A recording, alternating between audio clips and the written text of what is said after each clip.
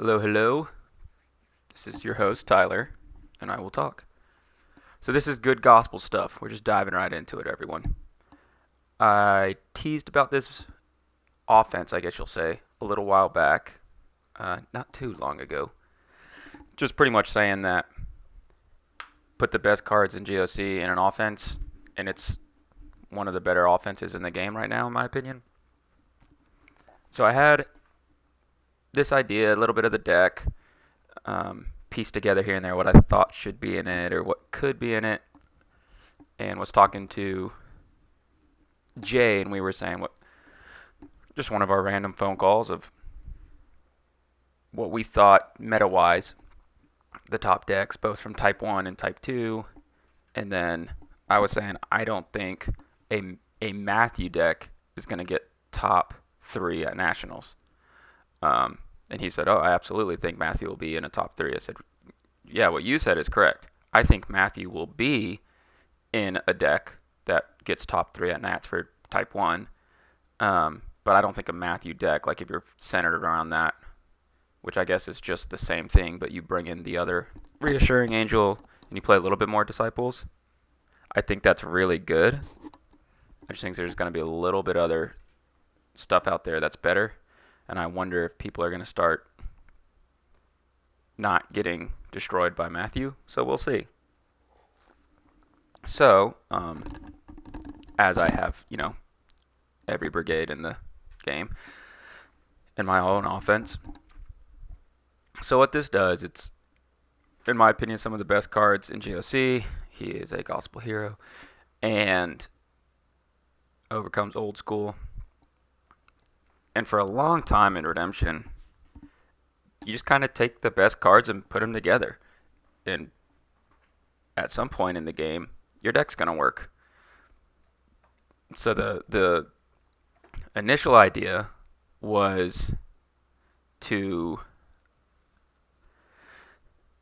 be able to quickly go to Judas and by turn 2 Herodias, and you want to make sure that turn 1 they can't draw.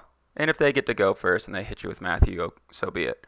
But you want to punish the opponent for drawing, and you want to limit their reserve. If you limit their reserve, like you literally restrict them from touching their reserve, and remember, we're putting things in their reserve too, so it just synergy-wise it works.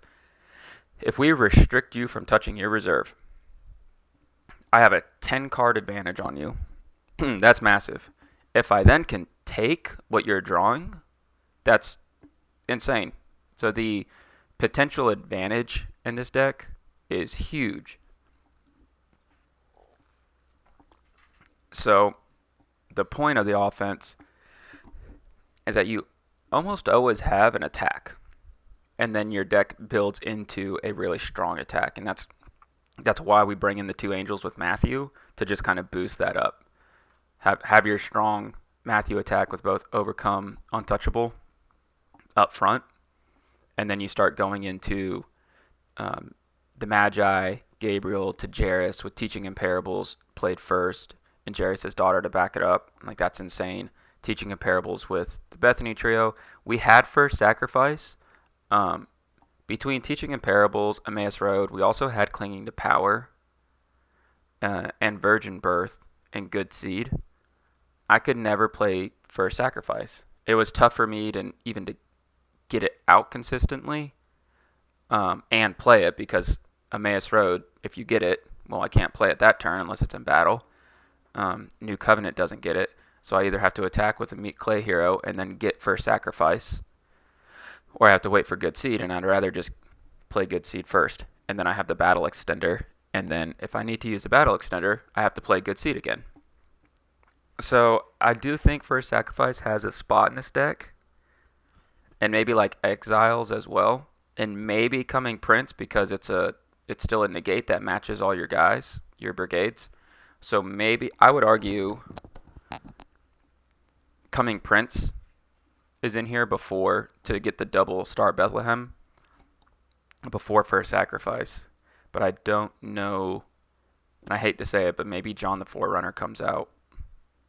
We bring we bring Love One Another in. John the Forerunner comes out, and then we bring Coming Prince into the deck. I don't know. That might be a thing. So what we're doing, it's not like a nativity focused. So we have Mary, Magi. Oh yeah, that's why John's also in there. John the Forerunner, just a good gospel hero, good, and Unity as gospel heroes. And people just aren't really seeing him. Since 1 TCE, it was like, well, Nativity's no good, move on. I disagree. I think Nativity's still very good. If you get Star of Bethlehem times 2 and tokens and just strong enhancements in general, you're on to something. So either way, we have a four hero Nativity, and it's kind of all we need for Star of Bethlehem. Yeah, 6 would be cool, but it's tough to fit everything. So we got our 4 heroes, and this lets us access Star of Bethlehem for 4, which is a lot of speed. And how we use Star of Bethlehem as more of a utility card. That's how Jay describes Star of Bethlehem, and he's right. But we really want to, we use it to draw. So if we want, we can get the draw 6. And how I use it is I like to reserve and discard your cards from your deck. So I'll go ahead and, so I have Contagious Fear, Jairus' daughter, Teaching in Parables, and Delivered. So I have enough options to get rid of cards off the top of your deck. That's why I really want Coming Prince in here. If I could go and I can hit your top 3, I can play Coming Prince. And then I can just hit your top 3 again. Like that is a massive advantage. That 6 cards gone from your deck. 3, let's just say 2 or 3 are reserved, 1's discarded, and if they go in your reserve, Herodias stops you from getting them. So if you want, you can play this deck with 2 more Nativity heroes. You could take out, I don't know what you take out. You'd probably have to take out the Matthew speed, and I think that's why I went the way I did. But if you take out the Matthew speed and you go more Nativity, I would say you could play Plague of Hail, Moses, and get 6 on Star of Bethlehem. And you're just hitting them with Plague of Hail and Star of Bethlehem very early on. And you do Coming Prince twice. And boom, their deck's gone. Like you just got rid of 17 cards without organically hitting any with star cards. So I think that's a deck. I know I've done a video on it before in the past, but that wasn't 1 TCE, so maybe I go back to that. All right, so I don't need to talk about this too much. This is just cookie cutter Herods. Merchants of the Earth I have in here. It's, if blocking, you may exchange an evil card from hand with an evil New Testament enhancement from discard pile. So what we like to do is we brought in both Herodias and her daughter, and then they both recur. So I can get back Beheaded, and I can get back Dance of Death, which is really good. I can just pop you in territory if I want. Just making you play enhancements when I get free cards per se, is really strong.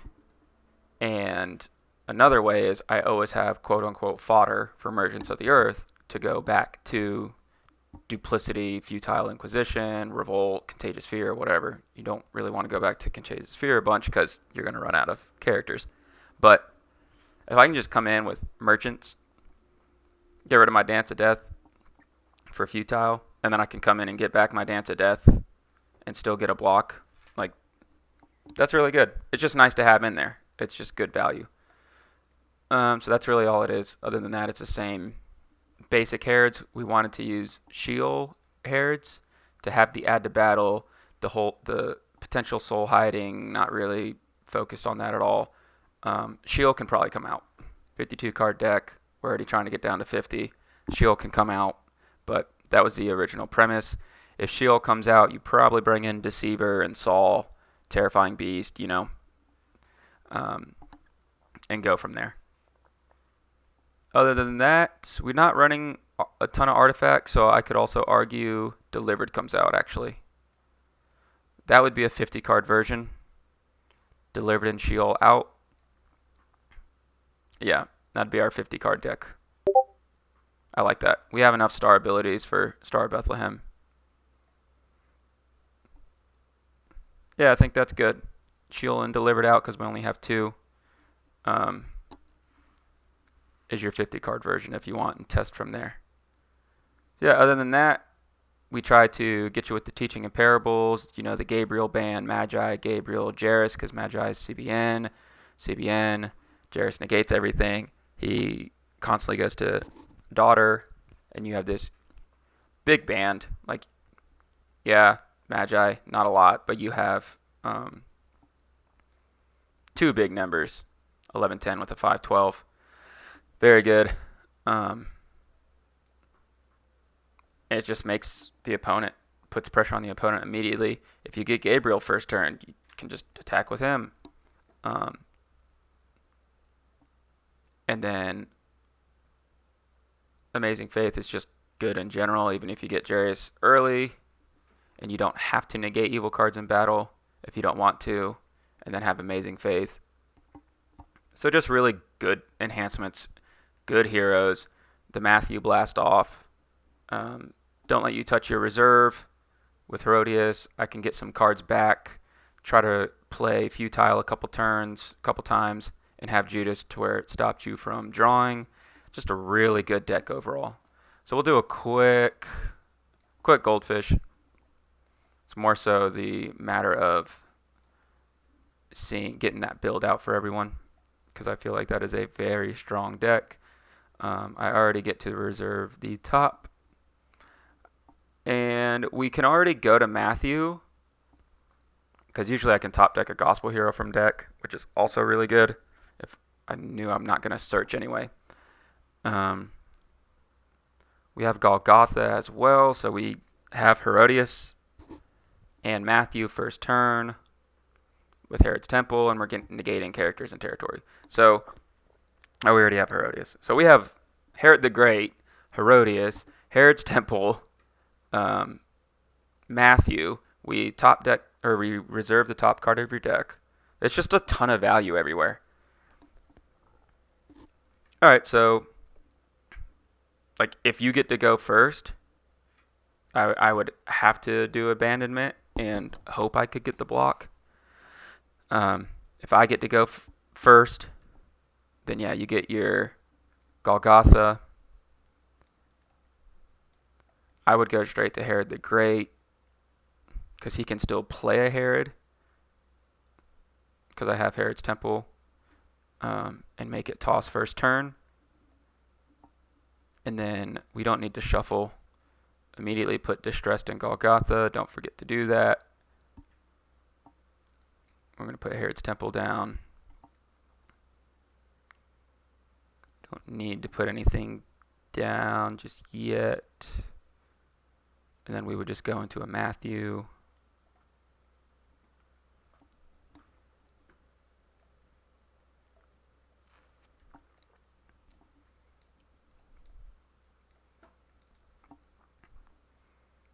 I mean, if they Matthewed me, 1, 2, 3, 4, 5. 1, 2, 3, 4, 5. Like, that's insane. And that's not even assuming, Golgotha and stuff. So I tend to give myself a 3. Just, I've seen that on average at minimum. We got lucky. I mean, the deck's kind of made for that. So you got enough enhancements in here. Between having, I know it's only 2, but between having those 2 enhancements off of draw 8, plus what you can do with your stars, plus drawing off Matthew and any other draw 3s, plus dominance, it's really good ratios to hit something. If you don't, oh well. You would pretty much always play Overcome in that situation, whatever they block in, because you get it right back. And you're putting pressure on them. They have to do something to respond to Overcome on the first turn. And if we get Overcome back, we're happy. And if this finished up turn 1, then we would want to put down both. We can't put down Herodias if there's no Herod down. And now they can't touch their reserve. So their characters are negated in territory. They can't touch their reserve. We didn't get Judas, but it's immediate pressure from the beginning. And then they essentially, it's tough to not band against Herod the Great like you're going to want to band, and that's when I block with Herodias and play abandonment. So at least a decent block, assuming you have access to Golgotha. Don't know what would have happened there from an actual blocking perspective. And then top deck a New Testament star card from deck. Now, you got to see, are we going to go searching through our deck for something? I don't think we are. If we need to, we would Lawless them for souls and then imitate Lawless again for souls. So we know we can soul gen. If we need to Lawless us, that's usually the play. Let's just say there's souls out and I would Lawless us. So I would skip on the Magi because there's no... I would take out... There's Delivered's Old Testament. That's my only duel that Lawless could take. And then Lawless goes... The amount of resources and consistency you get from souls is pretty crazy. Lawless putting your own souls in play, like we play Galileans and Humble, it's really good. Just solid in general. We can imitate Lawless. Did I do 7? 3. Yeah. And now we get another evil card.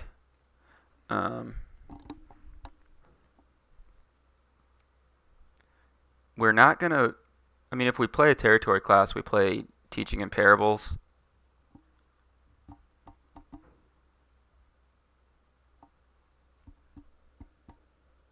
And then we would go from there to where if we need to just do Jarius. So I think that would be the play because they would have to have Falling Away and Christian Martyr to block.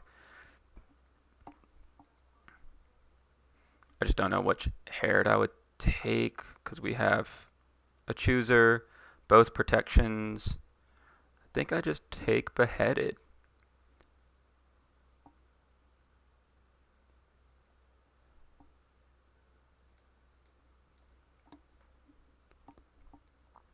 So we have options here to attack. If we're not going to play, like if there's a hero out, because if they have Banding Hero out and you just pop them with Beheaded and you have your protection going, you're good. Or if you have a hero that you want gone and you can choose the Rescuer, that's also good. So Beheaded just works well, and I don't see a lot of Beheaded or Herodias. I see a slight bit more Herodias. I think she needs to be in every single deck with Herods. And look at her this way. Look at her at a 10-card advantage. And then you have Beheaded, which you can just play for free. And it's CBP because we run John the Forerunner. And that's what Jay was saying. He was like, yeah, you want John the Forerunner in there, you get the CBP. Yeah, that's fair. Good colors, star card, New Testament, Nativity. John the Forerunner comes in, Beheaded CBP. Not bad. We just don't know how we would play it because we're goldfishing. So let's go ahead and look at the hand, reserve a card. Hey, what do you know? They have to get around Herodias now. And we still have, if we look at their hand and see they can't really do a lot, we still have Mary to hit their territory. We just hit their hand. And she can take AOC or Love One Another. And we have Overcome and Angel Lord. There's just a lot of strong attacks here in this deck in general. So if we don't think for some reason that an 11-10 negate when I've hit them with Teaching in Parables, plus I'm going to be able to go to his daughter. If for some reason I didn't think that would be enough, I could marry Holy Virgin and have a Battle Winner, Overcome, and Angel Lord. So either way, We do like bringing in Jairus' daughter because it's just a free reserve the top card of their deck. Like, that's really good.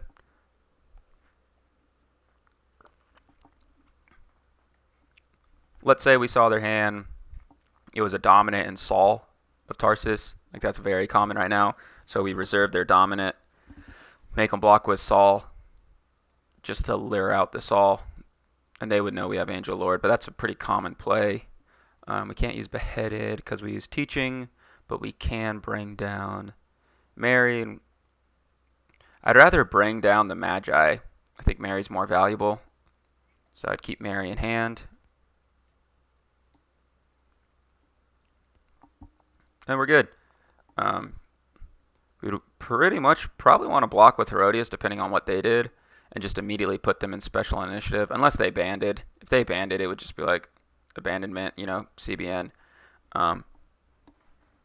If they blocked with this, or if they came out with a lone hero, put them in special initiative and try to just go ahead and set aside for now. It all depends on how they attack. And then look at that. Boom, boom. You just got 2 cards out of their deck for free. That's insane. That is very, very good. We're going to attack, so she's going to come back. And now we have our band. We have Gabriel Magi to Gabriel to Jairus to negate. I don't have the good dominant in my hand right now. Oh, yeah, I do. I have Second Coming. To negate evil cards, and then I get to toss the next. So now it's a matter of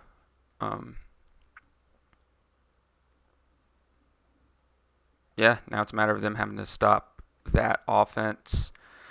I can play Delivered. It's nice being able to play Delivered on evil too. Just helps because we don't have any teal. We only have 2 green, so it's nice being able to play Delivered and not having to worry about it.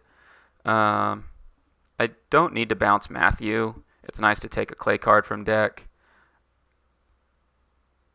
Either way, I kind of want New Covenant. But I don't know if I go to Amazing Faith here.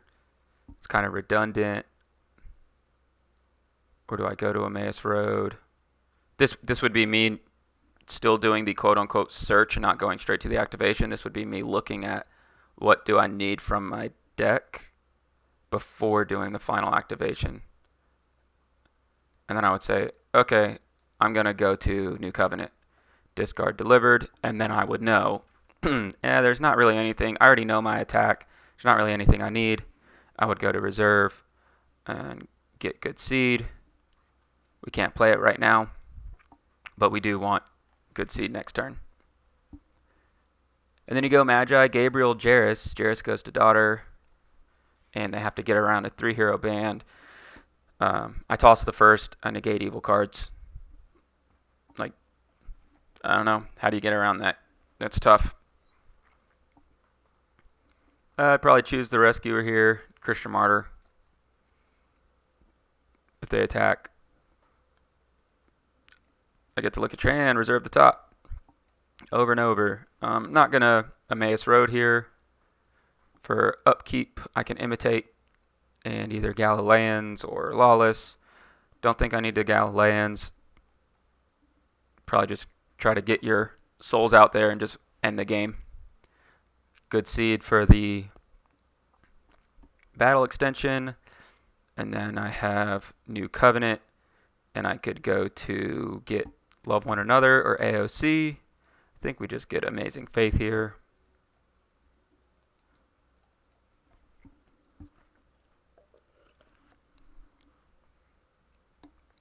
I mean, it's just a rinse and repeat, They have to stop a big band with Jairus that tosses the first and negates cards, and they have to toss, or they have to get around usually a Bethany trio. And I could go Gabriel, the Magi, to Gabriel, to the Bethany trio. And guess what? You got to reserve an evil card from your hand. So, Jairus' Daughter tosses, Bethany trio reserves. So even if you get around, like, I don't need Gabriel. I can just go straight to the Bethany trio. And I don't need Jairus. And you got to get rid of pieces of the Bethany trio, and I can play all my enhancements to back everyone up. It's just a lot to get around, um, where I constantly have strong attacks. So that's pretty much it. Like we just rinse and repeat on our attacks, and unless they can stop something. If they choose the rescuer, because I'm gonna band, and if I know they can choose the rescuer, then I would have just gotten send the helper, and he would have been chilling like that, or he would have been in my hand. So then it's okay. Well, you're gonna choose Matthew. I'm gonna get the draw on you, and then I'm gonna have overcome and crowd's choice. So just know what the meta is. Like Saul, if I get to constantly hit your hand and you have to play against your reserve, well, Herodias just stops all your Saul blocks. And then if I get to toss the first, you're quickly going to run out of enhancements. She's nearly impossible to get rid of, and I can constantly do a 3-hero band where she's not only reserving the top card of your deck, she's tossing the first thing you play. Very, very annoying, very, very strong. And if you don't have a dominant, you just play Amazing Faith and you go get a dominant and you do the same thing Jairus does anyway.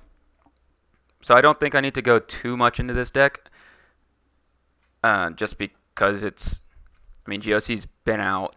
Everyone knows parts of this offense. It's just a matter of piecing it together. Like if you get Akeem, you're always going to have Matthew out. So as Meek, usually I don't need to flip Matthew. And I have my Bethany trio. So I always have a Meek hero for Akeem early on. We have our battle extension. We're grabbing resources with New Covenant, Good Seed, Send the Helper. We have an entire Bethany trio that is CBN in battle. Mary's hitting your territory. That's very strong. I like Mary in this deck. She can just come in and just get rid of anything. Overcome's nice because you can convert Mary and you have Untouchable and Overcome. It's a fast deck, and it's deceivingly fast, I guess, because you're just going to go to a Matthew early, and then you can constantly grab resources.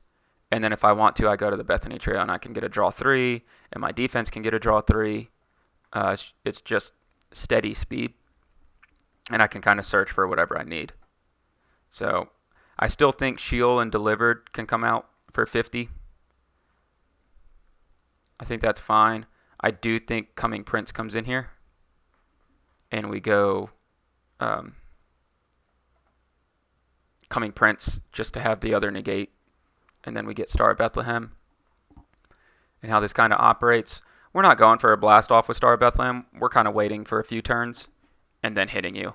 Like we're going to get constant reserving and discard. Well, we're going to get constant reserving the top card of your deck, and you have to get around Herodias, and which is hard to do when I just have so much counter cards that are so easy to get for this.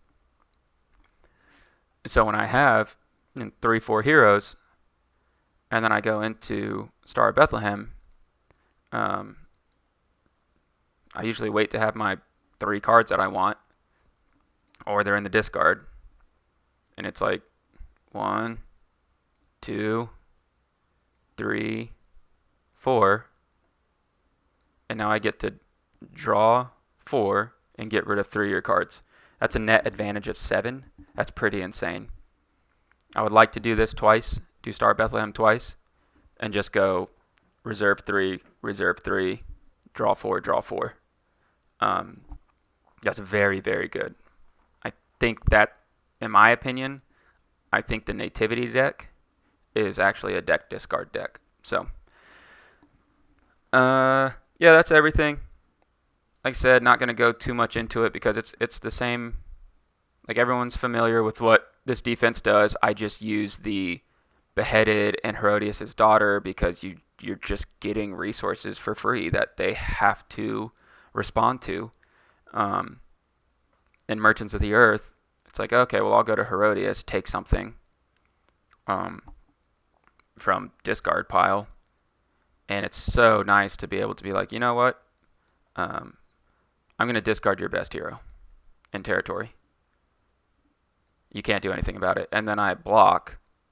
If I can block and get the duplicity off of Herodias, and I go into futile, she just got out beheaded.